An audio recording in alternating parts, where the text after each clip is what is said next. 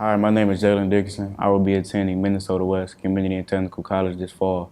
Caught Up impacted my life in a positive way by bringing me closer to God. I recently got baptized through Caught Up. I went from sleeping in on Saturdays to going to church on Saturdays.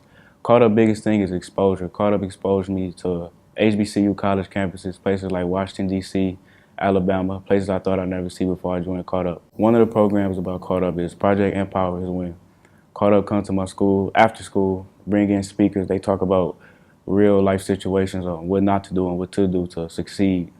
Also, we get fed. Yeah. I've empowered others by recently working at Fisher Lower Elementary School, teaching first graders their reading skills and vocabulary. I now work at Growing Minds Learning Center, the Latchkey program, with first through fifth graders, teaching them life skills and just giving them someone to look up to. I've learned a lot empowering these kids. It taught me the importance of empowering others. Hi, my name is Nicole Wynn, and I'm the mother of Jaylin Dickerson.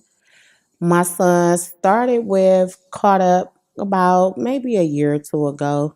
At first, I didn't want him to be a part of it because I wasn't for sure about letting my son go with Mr. Knight.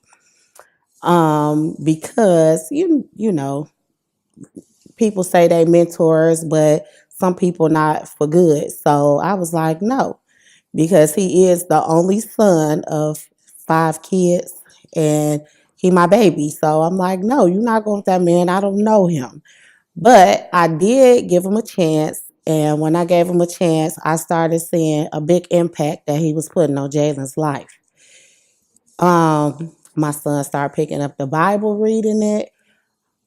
He started dressing differently. Instead of him wanting jeans and stuff for school clothes, I was buying him bow ties and button ups, and he just became like a little man. So I was like, okay, I see what Mr. Knight doing. We'll be laying in the bed sometime, and he'll get a text, and then I see him just get up, and he'll get the Bible, and I'd be looking like, he getting the Bible. I'm like, okay.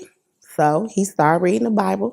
He asked me, could he be baptized? And I was like, well, let me ask you a few questions. So when I started asking him questions, I was like, just trying to figure out, was he doing it for himself or was he doing it because Mr. Knight influenced him or because the other guys that was in the program was doing it? And I kind of felt like he was. But then he came back to me a few months later and I asked him the same questions. And when I asked him the questions, I really felt like he was doing it for him, that he knew the word and that he felt God and he knew that's what he wanted to do. So he wound up getting baptized. I was very excited about that. Then he was a class clown. Even though he did his work, he still was a class clown. He was getting fair grades, but all of a sudden, he became an honor roll student. So I said, okay, I see what Mr. Knight doing, and he loved going with him. He started playing basketball. He started taking him on trips. He was visiting colleges, and it made him more interested in going to college. And now he's a graduate, and he's on honor roll, and he will be leaving for college in August. And his dad is in his life, but that's just it. He's in his life. He's not like a great role model or anything. But Mr. Knight has really influenced my son. I think he's a great role model and he does a great job with these boys. And I recommend him to anybody because I see a big difference in my son. Even though he wasn't a bad boy or nothing, he still, still needed a man in his life. He in a house full of women and he's a big mama's boy. But, by Mr. Knight being in his life, I see a big difference in Jaylin and I'm so proud of him.